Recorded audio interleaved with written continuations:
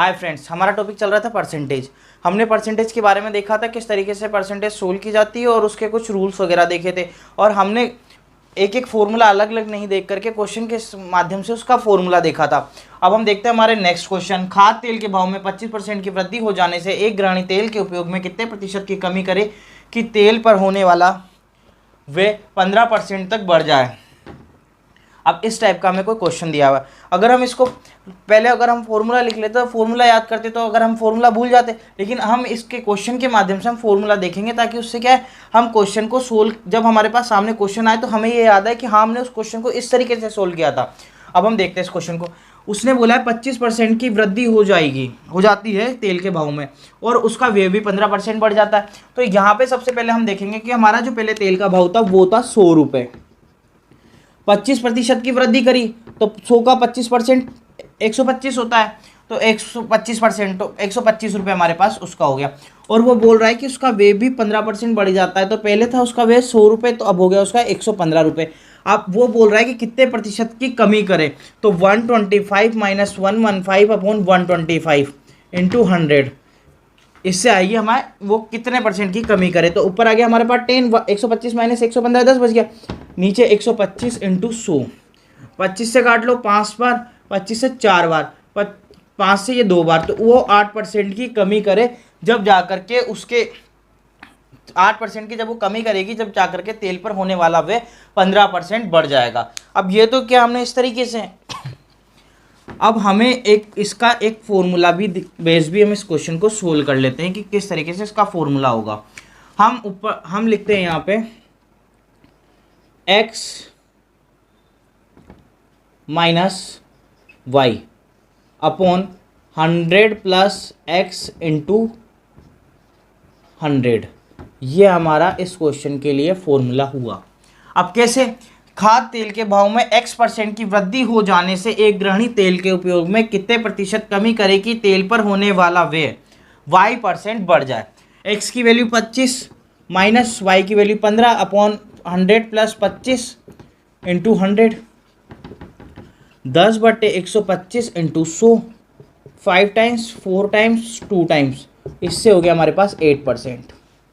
तो हम इस तरीके से भी फॉर्मूला बेस भी कर सकते हैं, लेकिन अगर हमें फॉर्मूला याद नहीं आया तो हम उससे भी करेंगे तो उससे भी जल्दी हो जाएगा।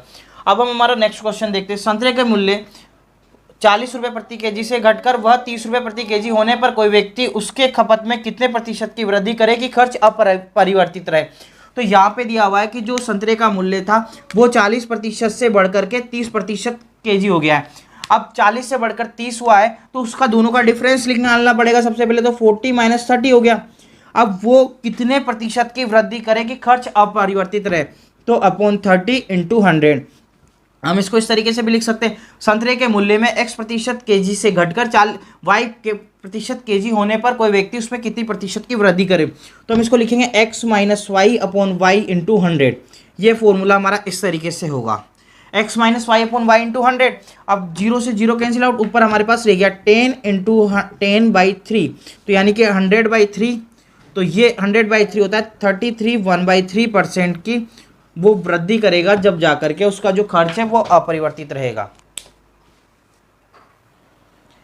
अब हमारा नेक्स्ट क्वेश्चन देखते हैं। चीनी की कीमत में 20% की कमी होने पर मुझे 600 रुपये में 5 किलो चीनी अतिरिक्त खरीदने का अवसर मिल गया। तदनुसार कीमत में कमी होने से पहले चीनी की कीमत कितने रुपए थी। यानी कि उसने यूँ बोला है कि 20 चीन में जो चीनी है उसकी कीमत में 20% की कमी होने से उसने 600 रुपये में 5 किलो चीनी अतिरिक्त खरीदी है। तो पूछ रहा है कि चीनी की कीमत में कमी होने से पहले उसकी कीमत कितने रुपए थी। अब इसके लिए हमारे पास फॉर्मूला भी, लेकिन हम इसको फॉर्मूला बेस भी कर सकते हैं। चीनी की कीमत में x% की कमी होने पर, यानी कि x% की कमी हुई है, ओके, x% की कमी होने पर मुझे m रुपये में y केजी अतिरिक्त चीनी खरीदने का अवसर मिलता है। तो x इंटू एम अपॉन, यहाँ पे हमने ले लिया इसको x, यहाँ पे ले लिया m, इसको ले लिया y, तो 100 माइनस x इंटू वाई, ये हम फॉर्मूला एक बना लेते हैं जिससे हम इस क्वेश्चन को, सारे जो भी इस टाइप के जो क्वेश्चन आएंगे उनको हम इस तरीके से सोल्व कर सकते हैं। तो हम लिखते हैं 20 इंटू एम की value 600 upon 100 minus 20 into 5 equal to 20 into 600 upon 80 into 5, 4 times 4 से काटो, इस 4 से कट जाएगा ये 150, इससे जाएगा 30 टाइम्स, यानी कि 30 रुपये थी उसकी पहले कीमत। अब ये इस जगह पे ये 80 इसलिए आया क्योंकि हमारी पहले वैल्यू थी उसकी 100 रुपये। पहले जो चीनी की कीमत थी मान लो हमने 100 रुपये, फिर 20% की जब उसमें कमी हुई है तो वो रह गई 80 रुपये। तो हमने यहाँ पे ये मान करके कर दिया इस तरीके से। इस जो भी इस टाइप के क्वेश्चन आएंगे वो सारे इसी पैटर्न पे सोल्व होंगे। तो इससे क्या जल्दी सोल्व हो जाएगा इस तरीके से। अब हम नेक्स्ट क्वेश्चन लेते हैं। चाय की कीमत में 10% की वृद्धि होती है तो एक ग्राहक 880 रुपये में 4 kg चाय कम खरीदता है, तो चाय का बढ़ा हुआ मूल्य ज्ञात कीजिए। अब 10% की वृद्धि होती है तो 10% की वृद्धि हो गई कितने में, 880 में, और पहले मूल्य था 800 रुपये और ये 4,100 रुपये था और 4 kg ज़्यादा खरीदता है। तो 00 से 00 कैंसिल, 4 से ये कट गया हमारे पास 22। तो जो इसका जो बढ़ा हुआ मूल्य आएगा वो तो आ गया हमारे पास 22 रुपीज़। ये तो है बढ़ा हुआ। अब वो पूछता है हमसे प्रारंभिक मूल्य जो बढ़ने से पहले जो हमारा मूल्य था, तो ये आएगा हमारे पास 10, तो ये हो गया 10 × 880 अपॉन 100 + 10 × 4, ये हमारे पास इसका प्रारंभिक मूल्य आएगा। अब प्रारंभिक मूल्य निकालेंगे तो 10 × 8 80 अपॉन 110 × 4, 0 से 0 कैंसिल आउट, ये कट गया इससे 8 टाइम्स, ये कट गया इससे 2 टाइम, तो ये आएगा हमारे पास 20 रुपीज़। तो जो इसका प्रारंभिक मूल्य आएगा वो आएगा हमारे पास 20 रुपीज़। अब प्रारंभिक मूल्य निकालने के लिए हमारे पास एक फॉर्मूला भी होता है, वो फॉर्मूला होता है x × a upon 100 + a × y। अब ये कैसे, हमने लिखा है चाय की कीमत में x% की वृद्धि होती है तो एक ग्राहक a रुपए में y kg चाय कम खरीदता है, x a and y, ये लिख दिया हमने।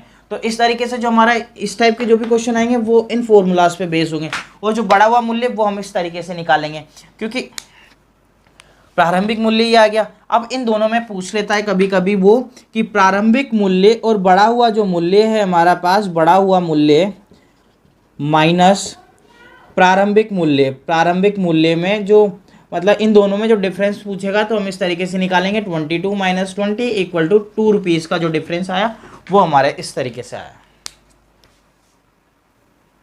यहाँ पे क्वेश्चन दिया हुआ है चीनी के एक मूल्य में 18 रुपये प्रति केजी से बढ़कर 20 रुपये प्रति केजी कर दी जाती है, तो चीनी की खपत में कितने प्रतिशत कम कर देना चाहिए कि एक मत पर खर्च ना बढ़े। जैसे हमने लास्ट वाली क्लास में देखा चीनी के मूल्य में a% केजी से बढ़कर b प्रति केजी होने पर एक गृहिणी को चीनी की खपत में, तो हमने देखा था b - a अपॉन b × 100, ये फॉर्मूला हम इसमें यूज़ लेंगे। इसको हम मानते हैं a, इसको मान लें यहाँ पे हम b, तो हम 20 - 18/20 × 100, तो यहाँ पे हमें मिलता है 2/20 × 100, तो ये गया 5 टाइम्स, यानी कि 10% की वो उसके खपत में कमी कर दे, 10% की, जब जा कर के उसके मद पर खर्च नहीं बढ़ेगा। ओके, अब नेक्स्ट क्वेश्चन देखते हैं हम। घी के एक भाव में 32% की वृद्धि हो जाने पर एक परिवार ने अपनी खपत इतनी कर दी है कि घी पर खर्च में केवल 10% की वृद्धि हो। यदि मूल्य वृद्धि से पहले की खपत 10 kg हो तो अब खपत कितनी होगी। अब यहाँ पे भी हम एक फॉर्मूला लिख लेते हैं, 100 + y × a अपॉन 100 + x। अब y, a और x किसे मानेंगे, ये तो रहा हमारा x और ये रहा हमारा y और ये रहा हमारा a तो हो गया हमारे पास खपत, पहले वाली खपत।